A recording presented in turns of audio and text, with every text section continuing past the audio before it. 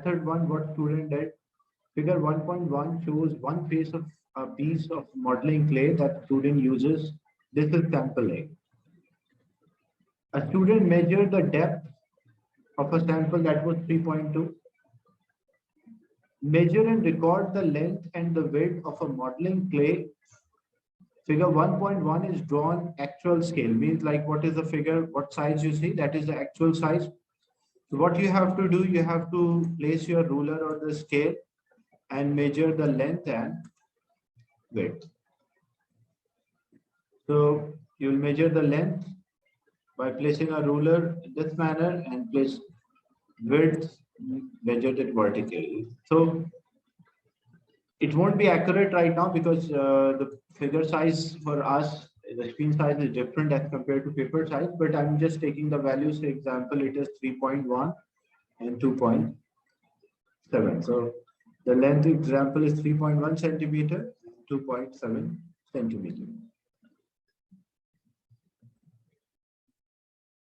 Then calculate the volume of a sample. So in paper 6, you don't have to memorize any formula. If you have to use any formula, they will provide. So how to calculate the volume is it's L into W into D. So L, that was 3.1 multiplied by W, which was 2.7, and multiplied by D, which is 3.2. So when we multiply all these values, we'll get the volume. And whenever you're writing in exam, when you're writing an answer, write 3 significant figures. So here this will come out as 26.8 centimeter cube. Figure 1.2 shows a sample A on a balance. Record the mass of a sample to the nearest gram. So we want to record the mass of a sample to nearest gram, like a whole number. So if I convert this 50.78 into the nearest whole number, so what will be the nearest whole number? It will be 51 gram, because we want in the question to mention to nearest gram means we want the answer in whole number. Then calculate the density of a sample MA divided by VA. What is MA? MA is this value which we calculate 51. And what about the VA? VA is was 26.8. This was VA. So we just have to do MA divided by VA. The MA was the mass of that, it is 51, and the volume was 26.8. So 51 divided by 26.8 will get as 1.89. And the unit, because the unit of the mass is in gram and unit of volume is centimeter cube, so the final answer will be gram per centimeter cube.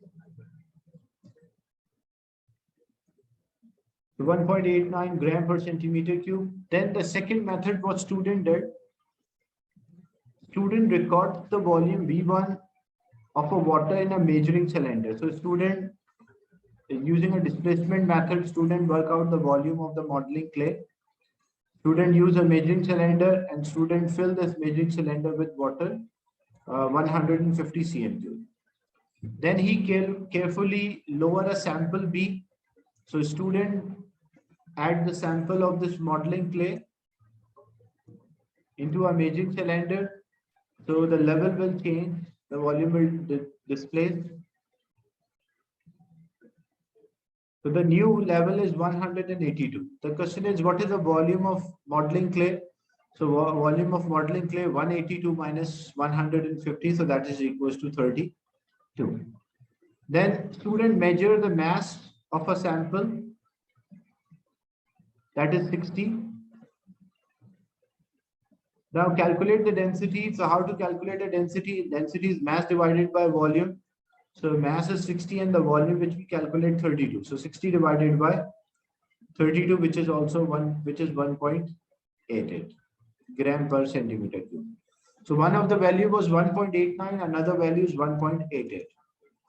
A student suggests that the density of a modeling clay is not affected by mass or the volume of a sample used.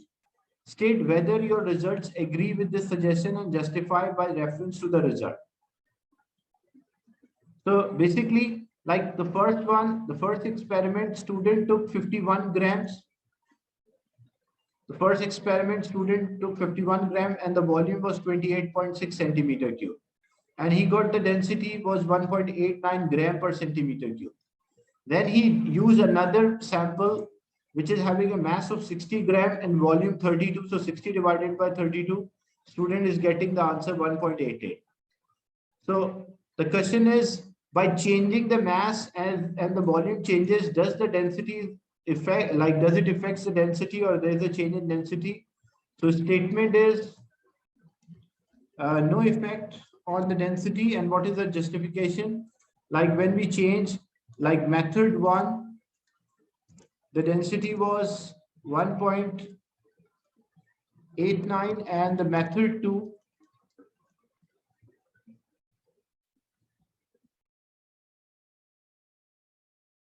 when we repeat the experiment, the method 2, the density is 1.88. So what it shows within the experimental accuracy, the two values are equal. So statement that it's not, the density is not affected by mass or the volume of the sample used, and the explanation, when we compare the two values within limits of experimental accuracy, the two values are equal.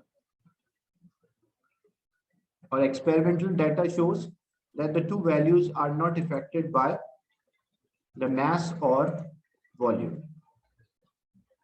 Tick the box that describe the correct line of a site for taking the reading of volume of water in a magic cylinder. Shows the curved surface of a water which called a meniscus. So which one you have to tick the box? Tick the boxes basically, so that describe the correct line of sight, like that shows the correct way we should read this scale. So use the screen annotation and tick 2 of the boxes, which we should take, like the precaution we should take for accurate measurement.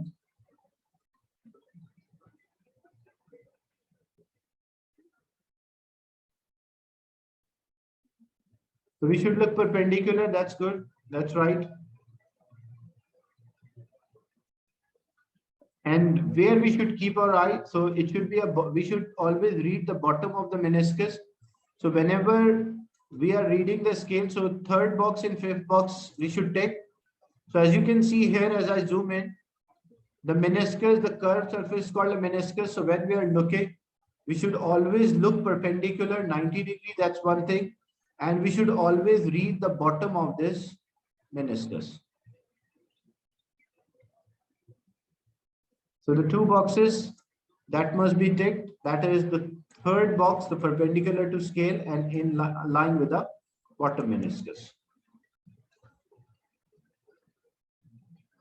Another question, a student investigate the rate of a colic. This is a very common experiment you will find in the paper related to planning experiment, as well as finding how the different conditions can affect the rate of cooling. Figure 2.1 shows the apparatus she uses. A thermometer in figure 2.2 shows a room temperature at the beginning of the experiment, which is denoted by theta R. Use screen annotation to complete the value for theta R, the room temperature. What is the room temperature?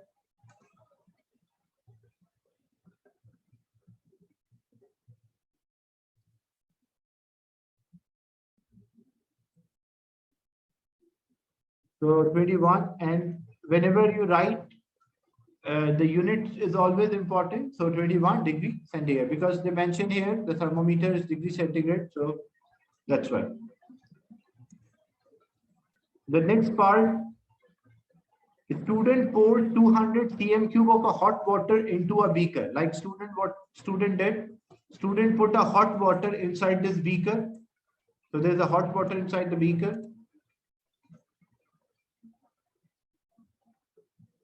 He records temperature of a hot water at time is equals to 0, and she immediately start the stopwatch, and after 180 seconds she measured the temperature theta shown on the thermometer. Her temperature readings are shown.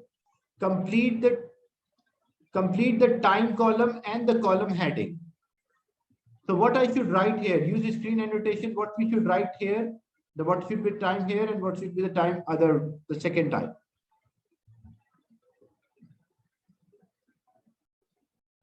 So student started at time t is equals to 0 and she measured the temperature after 180 seconds, or we can say 3 minutes. So what should be the number? You can use the screen annotation to complete this.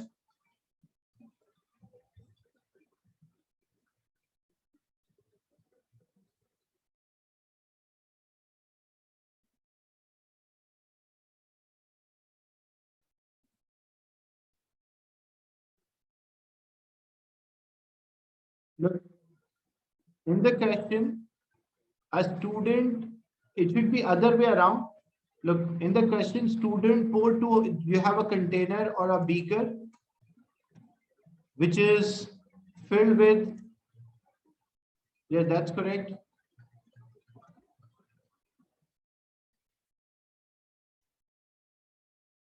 Look, what happens, student fill it with a hot water and student place a thermometer and student records the temperature. So when students start the timer, that means the beginning of time is equal to 0 seconds.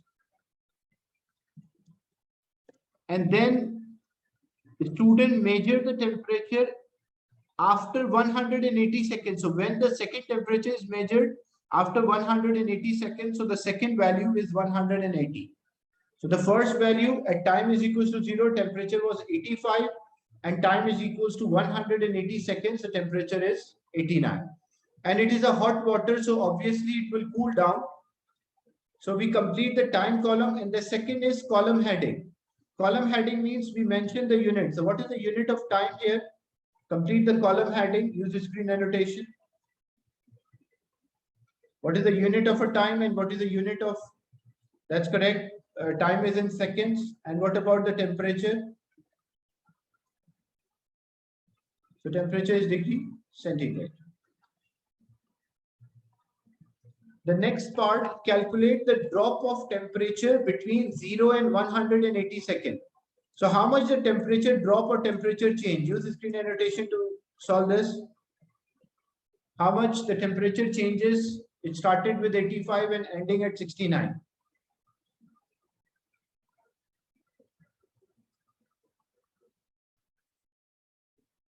What is the difference in the temperature or change or drop in temperature?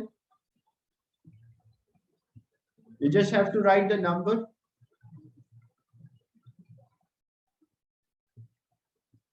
Yeah, that's right. It is 16, 85 minus 69, so 16. That's correct. Then calculate the average rate of cooling. So here we already calculated that the temperature change was 16 degree and the delta T is 180. So what is the rate of cooling? It is 16 divided by 180. So 16 divided by 180. What's the answer? Right here in the space. And try to write the answer to 2 to 3 significant figures.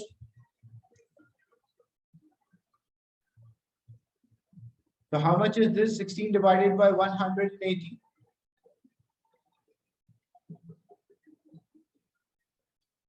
That's equal to 0.089. So 0.089.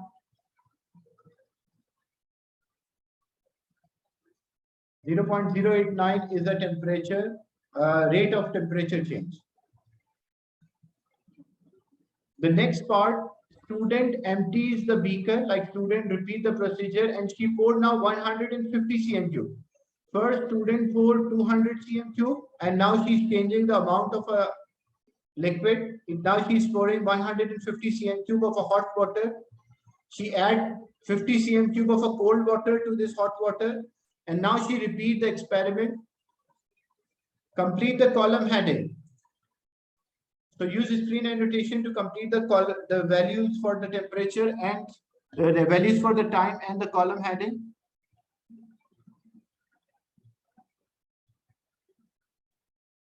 The same way you did for the last one. So time, second, degree centigrade, and what are the values for the time column? So 0 and 180, because student repeat the same procedure. So that's correct, 0 and 180.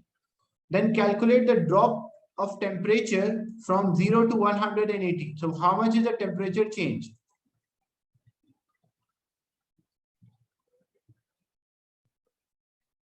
What is the temperature change here? So temperature changes by 12 degrees. That's correct.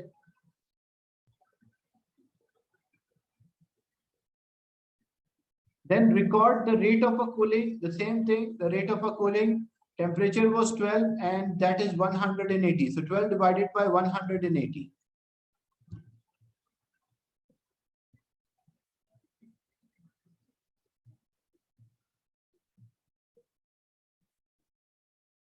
So 0.06667 or 67 you can also write. That's correct. So the rate of a cooling is different from the previous one. Now, a student suggests that the average rate of a cooling, which is R of a water, depends on the difference D between the temperature of a water at time T is equals to 0 and room temperature. So calculate the D1 using a reading in a table 2.1 and your answer to A. So basically what students suggest that the rate of a cooling depends on the room temperature and the temperature of the water, the initial temperature of a water. If they have a greater difference, then a rate of a cooling will be faster. So how to calculate a D1 using a table at time T is equals to 0 and answer to A1. So answer to A was, this was our answer to A. That was the room temperature that we calculated. We mentioned that was 21 degrees centigrade. So room temperature is 21. And what is the temperature at the beginning of the experiment for table 2.1? It is 85. So what is D1? D1 is a difference between the temperature of a hot water, initial temperature of a hot water and room temperature. So it will be 85 minus 21. And how to calculate D2? To calculate D2, that is the initial temperature of the hot water, which is 69 minus 21. So 85 minus 21 will get as 64 and 69 minus 21 will get as 48. So what are the values of D1 and D2?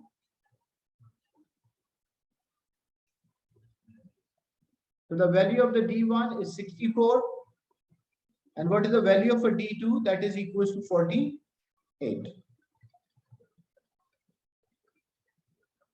Now the next part, the rate of write a conclusion about relation between R and D and justify your answer.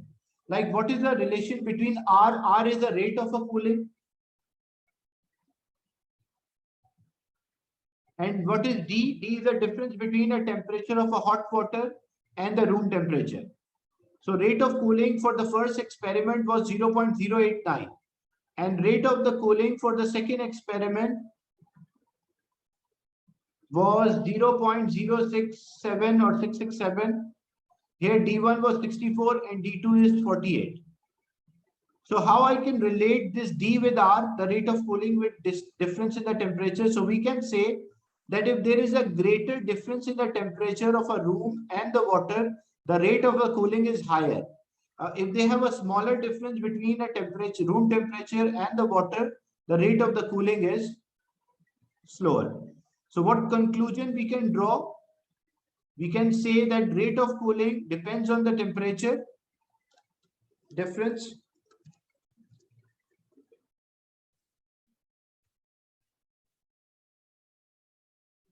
The rate of cooling increase with the temperature difference of water and surrounding or room. And justification, in justification, you can mention the values. So when D is equals to, when the temperature difference was 64, the rate of the cooling, it was cooled down at 0.089 degrees centigrade per second. But when the temperature difference was only 48, it cooled down with 0.067 degrees centigrade per second. So rate of cooling increases as the temperature difference increases. The rate of the cooling, simply the rate of the cooling increases as the temperature between the hot water and the surrounding, they have a greater difference. Explain why thermometer scale should be read at right angle.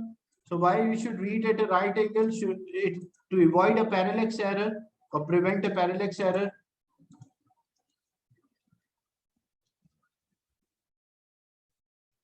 So we should always look perpendicular. Explain why the mixture of a hot water and cold water should be stirred before taking the temperature reading at the start of experiment. So what is the reason why we should stir? Because hot water and cold water have a different density, so they cannot easily mix with each other. So why we should stir? To obtain the even temperature.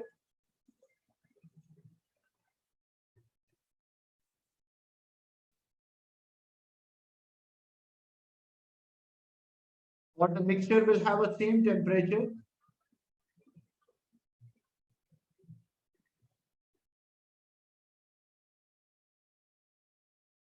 Question 3, a student investigate the magnification. Yeah, optimum temperature, that's right. A student investigate the magnification. Magnification means like compared to size of object, how much image is larger, that's called magnification. Like times, like 2 times larger, 3 times larger. So student investigate the magnification, and whenever you are doing this type of experiment in which you use a convex lens and a light source, so you should always perform this in a dark room. All should be in line. Figure shows a triangle hole. So basically what happened, like there's a cardboard or a paper is there, which is having a hole in the form of a triangle. So light can pass in the form of a triangle. As a result, when this light falls on the screen, so it will form a large triangle, but it will be inverted because real images formed by the convex lens are always inverted. So this will form a magnified and inverted image, and it is a real image because we can see this on the screen as well. So figure shows a triangle, a whole card is there. So on a figure, measure the height H0 or HO. So how we can measure this? You will use a ruler or a scale and measure. Say this is about, I'm just taking a random value. So it's about 1.6 centimeter when you measure, or 16 millimeter, you can also say. The student placed the lens at 20 centimeter, U is 20 centimeter from illuminated object. He moved the screen until clearly focused image is seen. He measured the distance V. As you can see, this is the distance V is measured. He repeat the procedure using U equal to 25, 30, 35, and 40. The readings are shown on the table 3.1. Calculate the value, or calculate and record the value of magnification for each value of U. And how to calculate the magnification? It is U divided by, it is V divided by U. So use the screen annotation to complete this column. How to calculate magnification is V divided by U. Like example 70 point, the first value 70.9 divided by 20. What's the answer here? And remember, your all answers should be in the same number of the significant figures. Like if you are using, the first answer is in 3 significant, the second should also be 3 significant. So first you took as 3.54. Okay. What about the second one? 1.7. Yeah, it's right, because if you are taking your first answer as 2 significant, second should also be 2. If first in 3, the second should also be 3. 1.7 or 1.64 is there. For more accurate result, better write your answer in two significant figure, two decimal places. 1.0. When we divide this, 1.1 or 1.08 will be there. This will be 0.8.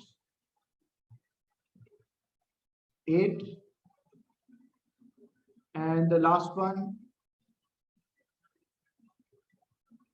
the ratio between V divided by U, 25.6 divided by 40, so 0.6. Okay, so these are the values. So these are the values for the value like M. And see, this whole is having 1 mark. So even a small one mistake, you means you will lose all the marks. So all correct, you will score mark. One mistake, there is no mark. Because in IGCSE, there is no half mark. You do not get like 0.75, 0.5 or 0.25.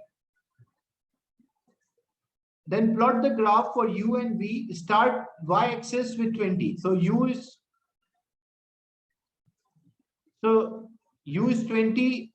We have to start with 20, and V also, as they did not mention that we should start from origin, so we can start with any value. For V, the minimum value is 25 and the maximum value is 70. And for U, it is 20 and 40. So I can select.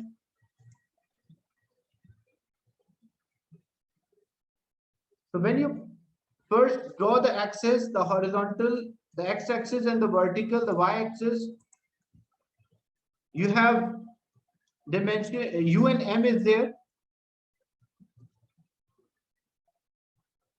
So what is the value of the M? So what were the values of M? M were,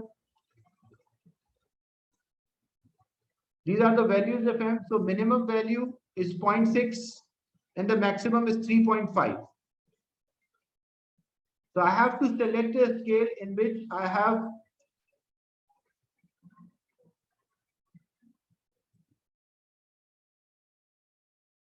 I can select from 0 to 3.5, and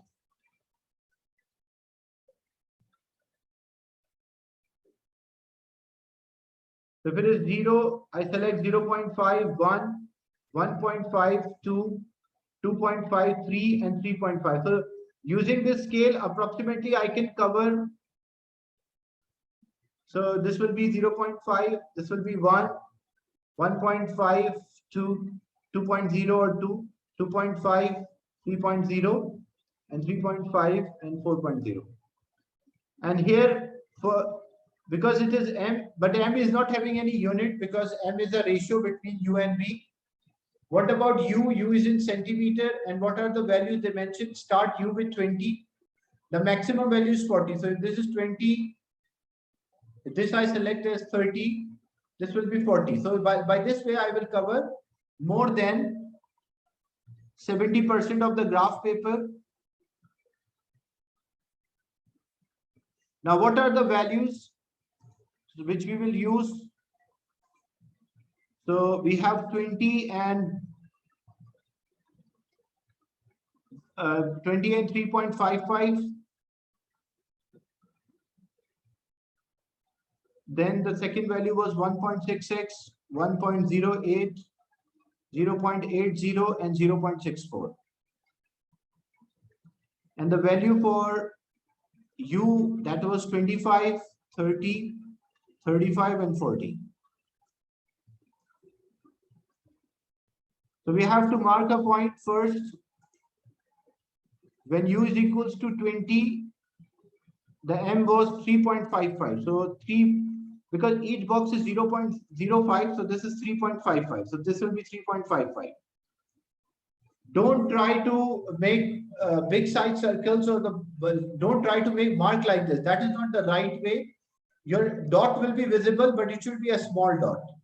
So use thin lines or thin markers or points to locate the position. Then when it is 25, so this is 25. So 25 and 1.66. 25 is there. This is 25 and 1.66. So 1.5 and this is 1.6. And what after 1.6, 1.65, so 1.66 somewhat here.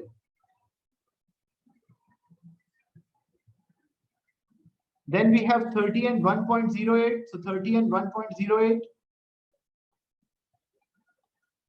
So 1.55, 1.08 somewhat here. Then we have 35 and 0.88. So 35. And this is 1, this is 0.9. This will be 0.85. So here somewhat 0.88. And then 40 and 0.64. So 40 and 0.64. So 0.65, 0.6, 0.65 is this, so 0.64 here. So this does not look like there should be a straight line. So what we do, these type of graph will draw a curve, will join the points, individual points will join.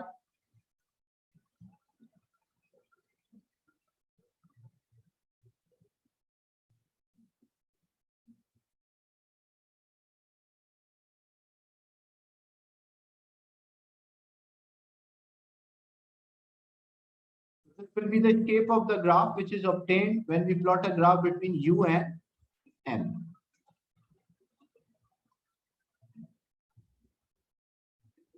Now use your graph, determine the value of U1 when the magnification is 1. So from our graph, we have to obtain the value of U when the magnification is 1. So what you will do, this you have to clearly show on your graph. So draw a line from your graph where U's magnification is 1 and find the value of U. So from our graph, it is coming out as 31. So at 31, the magnification is 1.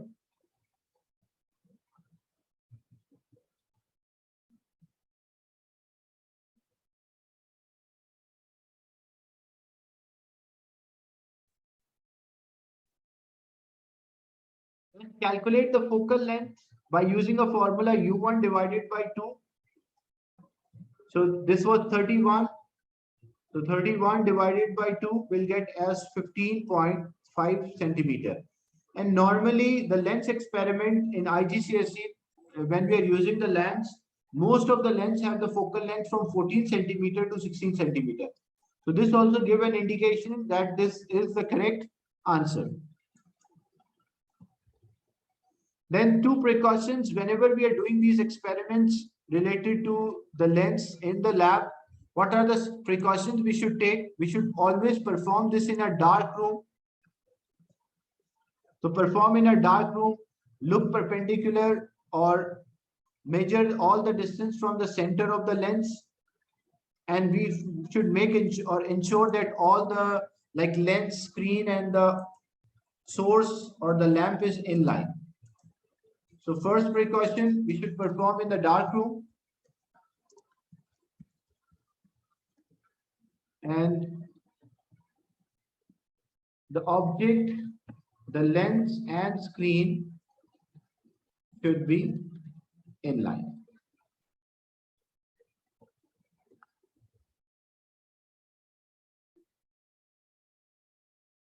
Then the last question is for planning experiment. We already discussed this, that how we can investigate how the different wires or different types of material can affect the resistance of the wire.